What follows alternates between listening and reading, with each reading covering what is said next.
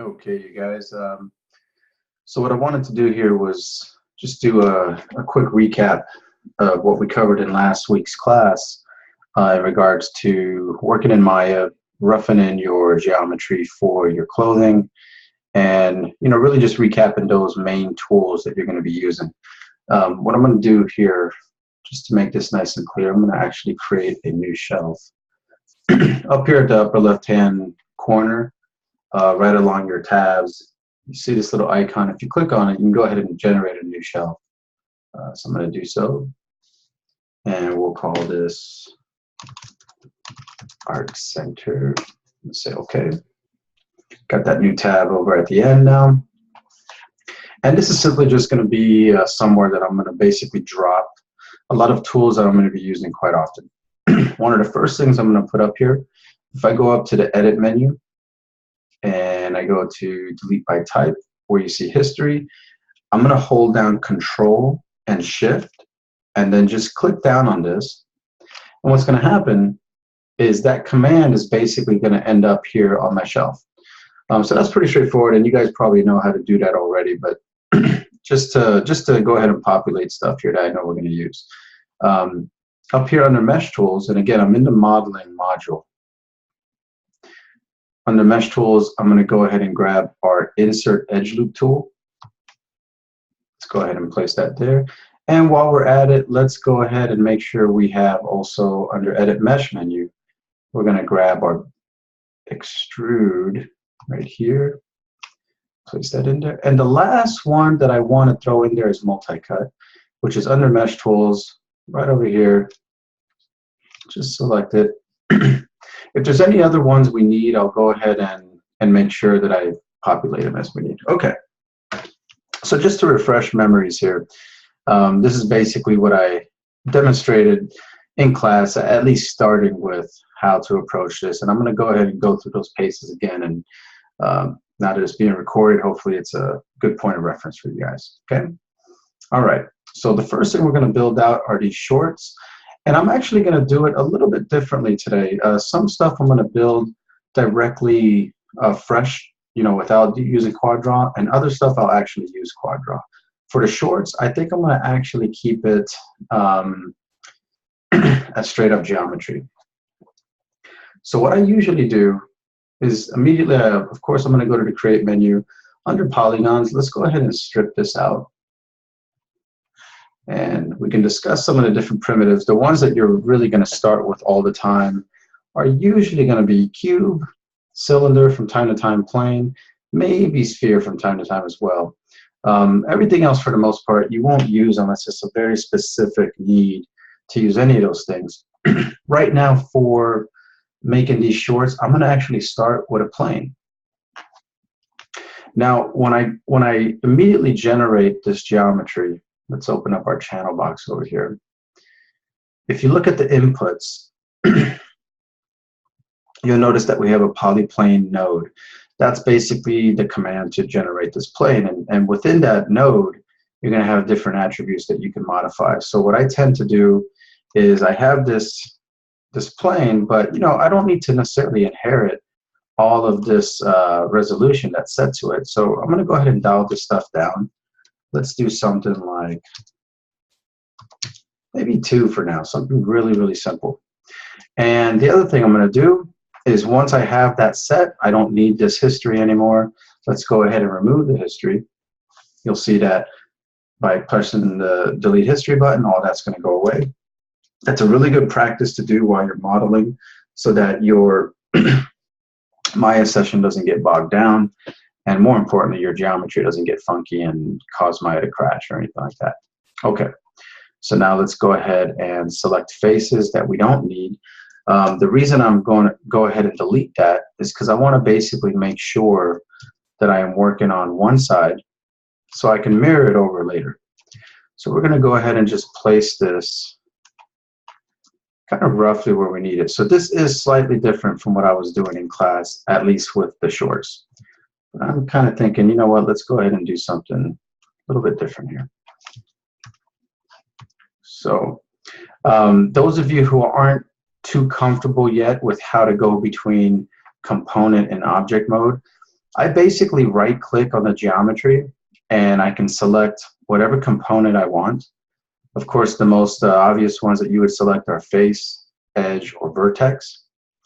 If I'm in one of those component modes and I need to go back to selection mode of the entire object, I just simply right click and go down to select, and it'll basically select it.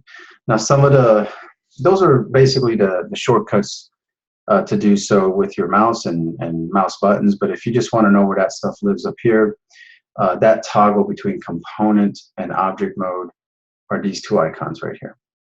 All right. So let's go back over here. I'm just going to move these over. And I'm essentially going to start kind of aligning this geometry to roughly be the footprint that I need for the main portion of the shorts. Not the sleeve portion, but just the main portion. I might give it just a little bit of shape. And notice how I'm just quickly kind of working around this, just generating only what I need. Now we're going to go into our first operation, our first tool. I'm going to go ahead and go into edge mode. I'm going to select these edges, and I'm going to use our extrude. Now again, for those of you who missed it earlier, the extrude is nested under edit mesh, and you'll see it down here in the extrude. I also have it mapped to a hotkey, so you're going to probably see me from time to time access quite a few tools through hotkeys. For me, it's muscle memory, so I may do it really quickly. But I'll try my best to reserve, I'll try to reserve myself from using the hotkeys so as not to confuse you guys, and I want you guys to clearly see where I'm going to use the tools. All right, so let's go ahead and extrude this. And when you extrude, you're going to get this little sub menu that pops up. You can use this stuff if you want. I tend to just kind of ignore it for the time being, and I just simply start extruding. I can pull out along any axis that I want to extrude. Once I do that initial pull, I quickly hit W. That way I'm in my normal transform tool, and I'll just start kind of modifying as needed. And at this stage, I'll use an array of move, rotate, scale, whatever is necessary. Let's go ahead and perform another extrude. I'm just going to work this all the way around this character until I have a nice solid base mesh or footprint for these shorts.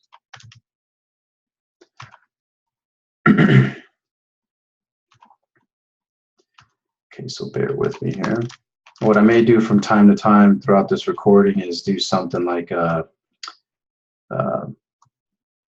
pause of the recording, get a little work done, and then jump ahead a little bit. But if there's something relevant for you guys to have information for, I'll go ahead and just keep recording. So then, just a reminder, this is all review from last class. So hopefully most of that information stuck. Okay, so now I'm just gonna gently massage these areas that I have some penetration starting to occur. Not too bad.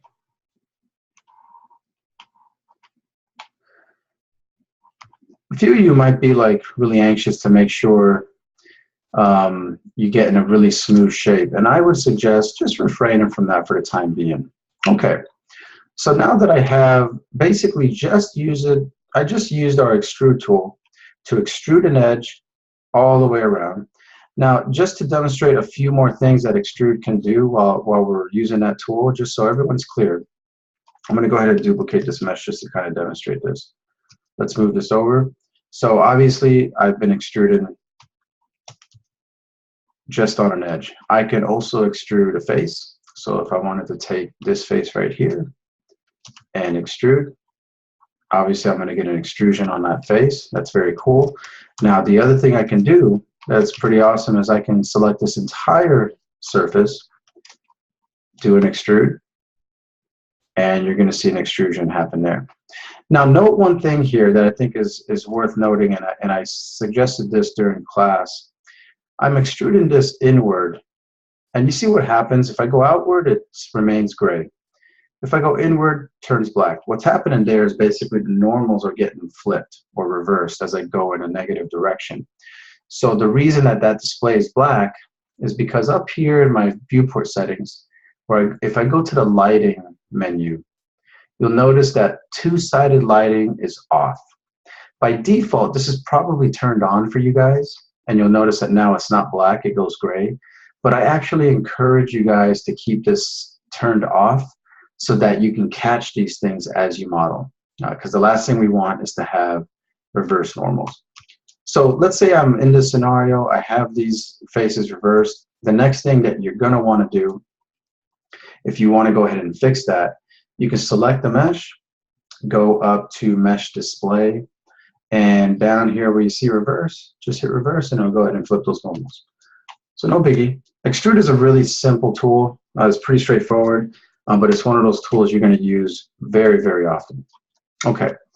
So now what I want to do, I'm going to go ahead and drag over this this artwork. Where did I put that? Go ahead and find this one more time.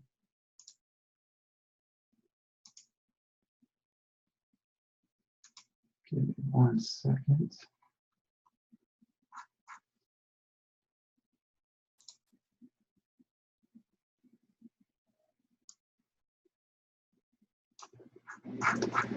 I seem to have lost it, so I'm going to go ahead and drag this one over here.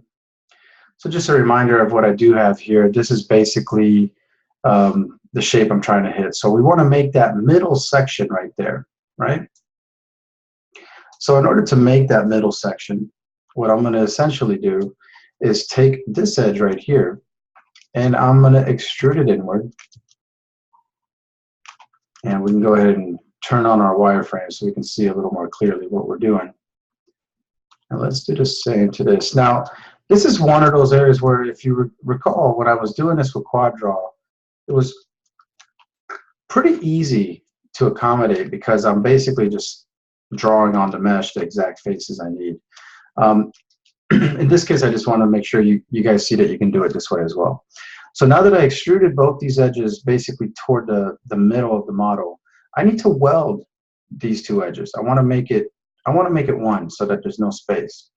So what I'm going to do is select two vertices, the two that I want to weld, and now I'm going to introduce you to another tool that you're going to use quite often under Edit Mesh, where you see Merge. Let's go ahead and place that on our shelf. So I'm going to hit Control Shift, put that here, and I'm going to open up the option box just for 1 second. Now, right now, if I hit Apply, all is going to work pretty good. Okay, that's exactly what we want. Notice that we have it set to always merge for two vertices. This is more than likely what you want turned on 99% of the time. There will be cases where you maybe want that turned off, but I highly doubt we'll run into that here. What that will essentially do is, even on a grand selection, it'll basically take just 2 points that are sitting on each other and weld them together. And in this case, because I'm only selecting two vertices, it recognizes that I have two selected, so it's going to merge them. But it's basically also respecting this threshold. Now, the threshold is basically a number that dictates the distance between two vertices that are selected. If this number is too low, it maybe wouldn't work, and you'd have to set it to a higher number. Of course, the higher you go, the farther it can reach out to another selection and weld them together. Now, this is only going to work on a mesh that is a cohesive mesh, or should I say, just one selected mesh. If I had two different meshes, selected them both, or selected a vertex on each, this tool is not going to work. It only works on one selection, just to make that clear. Okay. So let me go back in here, and I'm going to go ahead and select these two, and let's merge them. And now let's take this, move it over, and I'm going to try to start speeding up a little bit here. So let me just start maneuvering some of these points.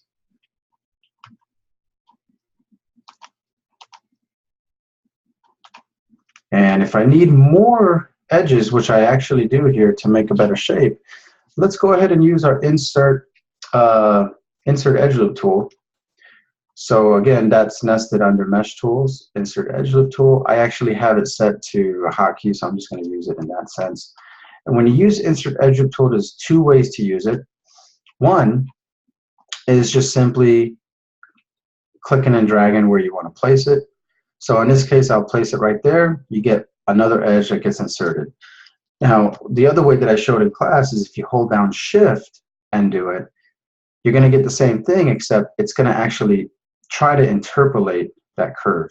So you'll see there it actually popped, and that's quite nice. That's a really nice feature that we want. There, it did it again.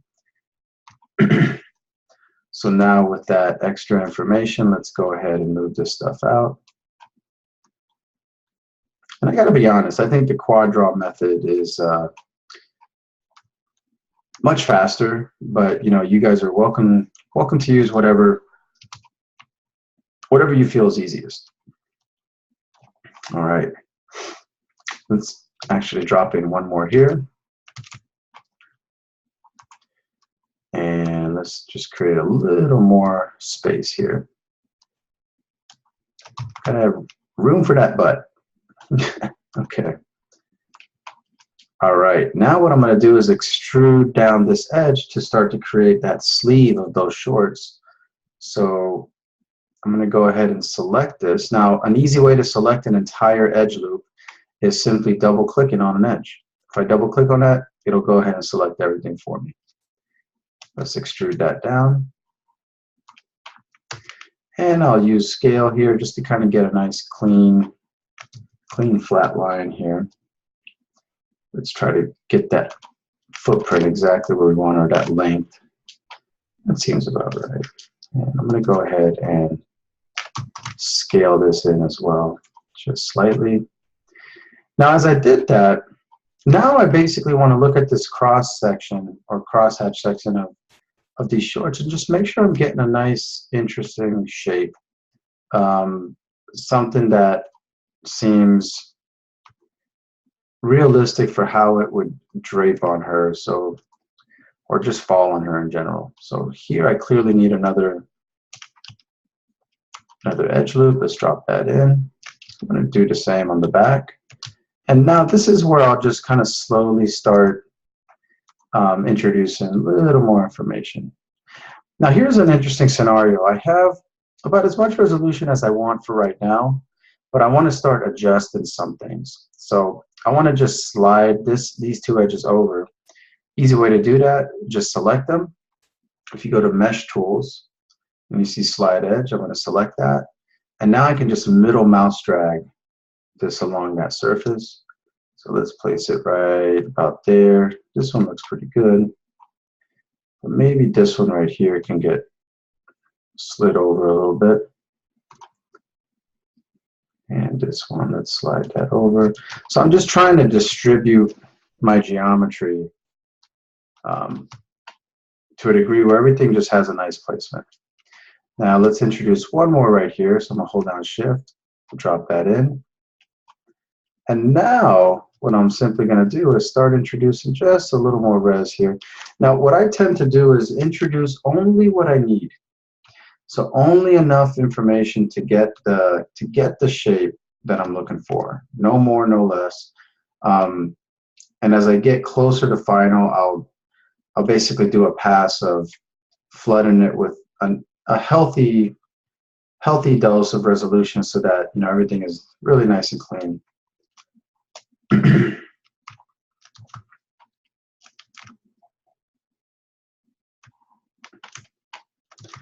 That's feeling decent.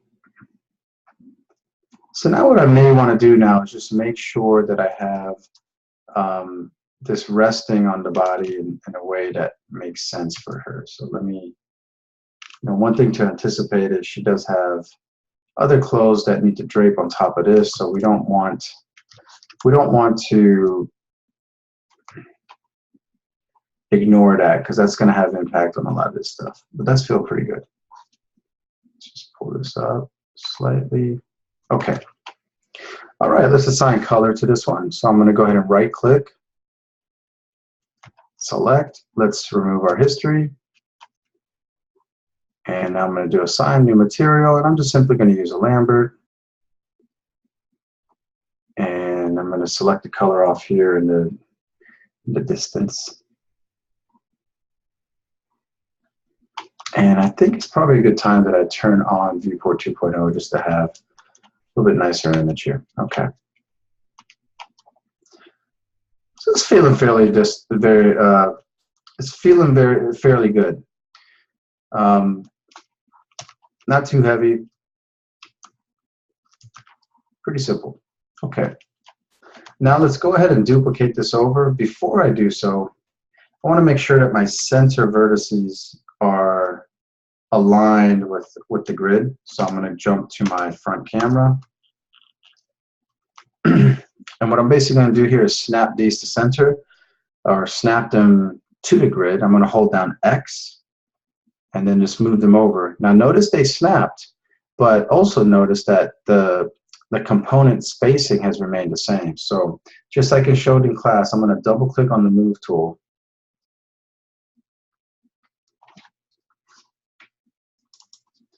And down here where you see move snap settings, I want to make sure that this is turned off, retain component spacing. And now if I try that once more, let's see if it'll cooperate this time. Okay, I'm going to turn it on and try it again.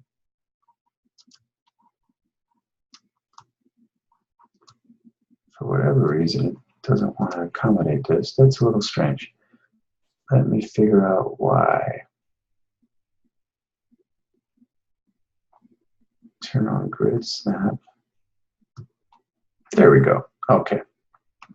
All right, so that's now snapped along the center. Let's go ahead and select this. And up in this edit mesh menu where you see, let me see if I can find it, or maybe it's actually,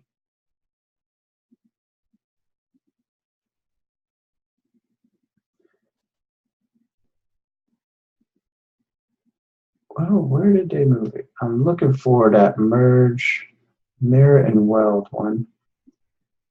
Might not be here anymore.